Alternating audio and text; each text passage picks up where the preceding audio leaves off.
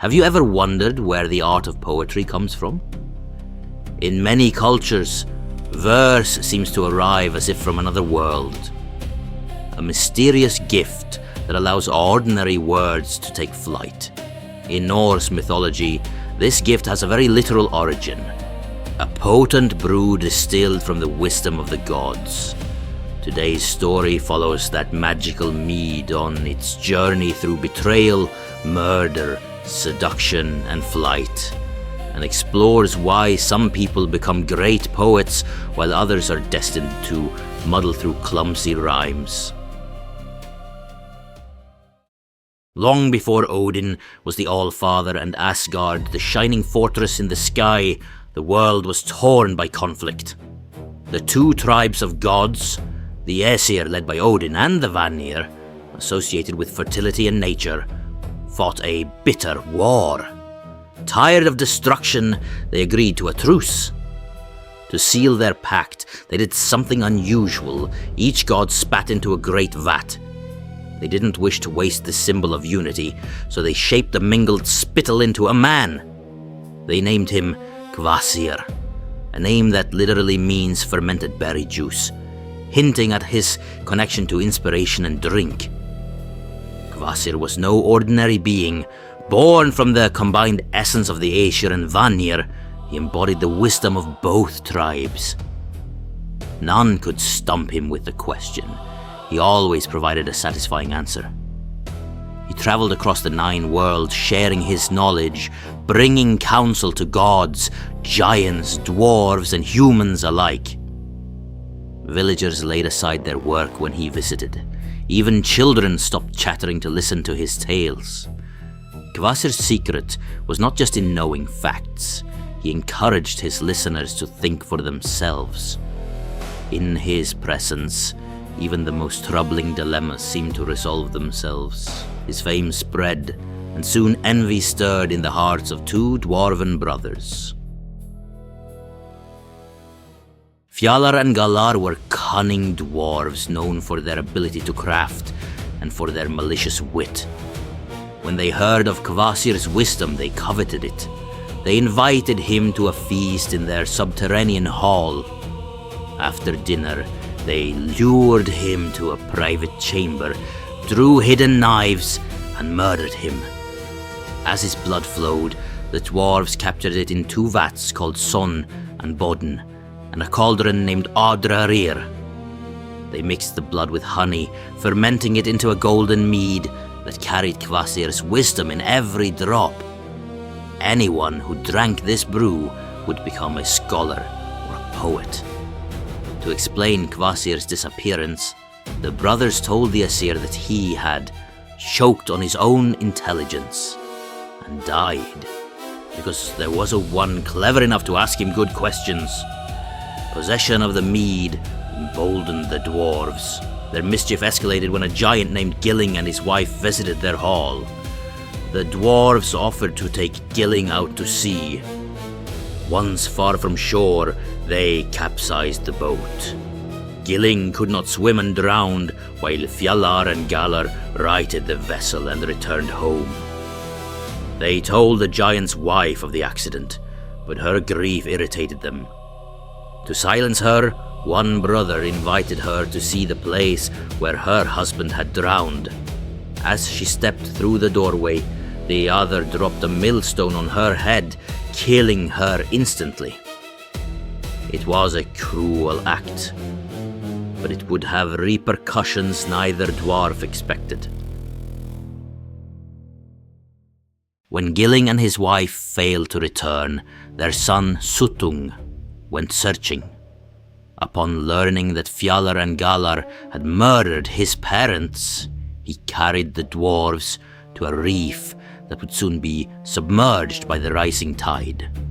Facing death, the brothers bargained for their lives. They offered Suttung the most valuable treasure, the mead brewed from Kvasir's blood. Suttung accepted the trade and spared them. He took the mead back to his home near the mountain called Hanitbjörg. Fearing theft, he carved out a chamber deep within the rock and hid the 3 vessels there. To guard the precious brew, he appointed his daughter Gunnlod, instructing her to watch it day and night. News of the mead eventually reached Odin, the All-Father. Ever restless in his pursuit of knowledge, could not abide such a source of wisdom being locked away in a mountain. He resolved to steal it, not only for himself, but for those he judged worthy. This determination set in motion one of the most elaborate schemes in Norse myth. If you're enjoying this journey through the myths of the gods, make sure to like the video and subscribe so you don't miss the next legend. Odin rarely travels openly when he seeks knowledge. For this mission, he assumed the name Bölverkr, meaning worker of mischief, and disguised himself as a wandering laborer. In a green valley below Hnitbjörg, he found 9 servants mowing hay. Seeing that their scythes were dull, he offered to sharpen them with a whetstone he produced from his cloak. The men marveled at how easily their blades cut after the sharpening. Each wanted the whetstone, and Odin was willing to sell it for a price. He threw it high into the air. The servants scrambled to catch it, and in the chaos, they slit each other's throats. Odin had removed the 9 laborers in a single stroke. Next, he sought lodging at the farm of Baugi, Suttung's brother. Baugi lamented that his 9 workers had just killed each other and despaired of finding replacements so late in the season. Odin, as Bölverkr, offered to do the work of 9 men for the rest of the summer. His only wage would be a single drink of the mead from Suttung's store. Baugi agreed, although he warned that his brother guarded the mead jealously. True to his word, Odin performed the tasks of 9 men throughout the summer. When harvest was over, he reminded Baugi of their bargain and asked him to intercede with Suttung. The 2 brothers approached the giant, but Suttung refused. Undeterred, Odin pressed Baugi to find another way. The giant did not love his brother enough to refuse. He agreed to help if he could. Odin gave him an auger called Rati and instructed him to drill into the mountain. Baugi set to work, but he attempted to deceive his helper by pretending to bore through when he had not. Each time, Odin blew into the hole when stone chips blew back into his face. He knew Baugi was lying and insisted he drill deeper. Eventually, the auger broke through. Odin transformed himself into a serpent, slid through the narrow opening, and evaded Baugi's attempt to stab him. Once inside the mountain, Odin resumed the form of a handsome man and made his way to Gunnlod's chamber. She sat on a seat of solid gold, faithfully guarding the mead. But when she saw the stranger, her father's stern warning flew from her mind. Over the next 3 nights, Odin charmed her with stories and songs. The pair lay together, and in return for her affection, Gunnlod promised him 3 sips of the mead. She did not realize that this mysterious lover was the one-eyed god of Asgard. When the moment came to drink, Odin took full advantage of the bargain.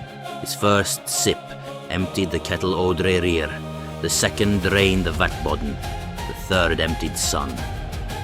In just 3 gulps, he consumed the entire supply of the Mead of Poetry.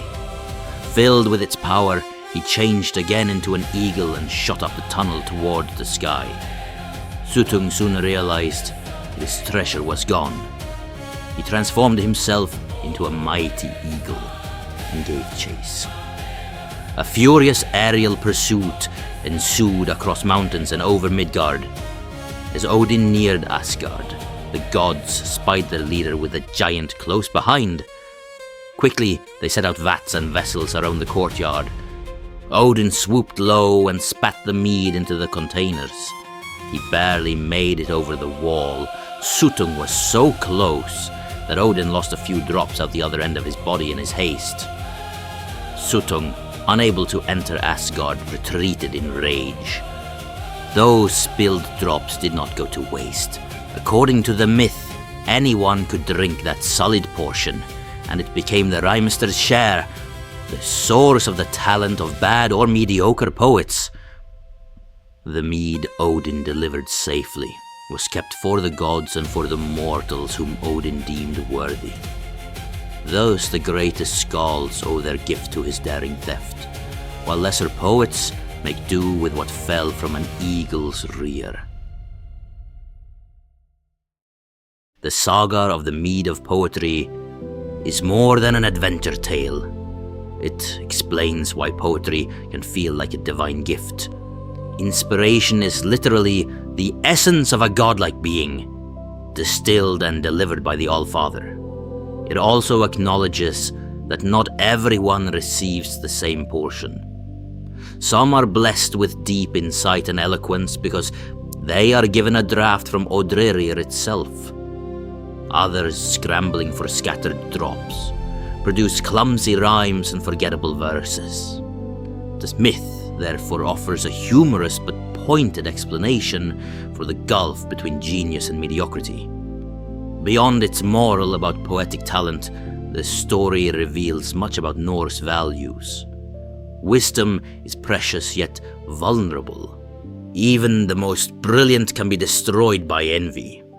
Cunning, deception, and seduction often triumph over brute strength. Odin does not fight Suttung for the mead.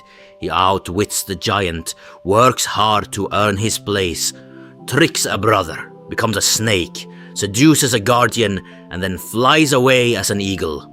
His willingness to break oaths, exploit trust, and manipulate others underscores his status as a god of contradictions. A seeker of wisdom who uses questionable means to obtain it. Finally, the mead itself is a metaphor for creativity. Fermentation transforms honey and blood into a potent drink, just as experience and raw emotion are transformed into poetry. Kvasir's blood represents knowledge and memory. Honey symbolizes sweetness and pleasure. Together, they become a brew capable of awakening the mind. When we share stories and poems today, we are participating, however indirectly, in the ancient cycle that began when the gods spat into a vat and dared to craft a being of pure wisdom. The next time you find yourself moved by a line of verse, ask yourself, was it distilled from the All-Father's eagle flight, or merely a drop that fell behind him?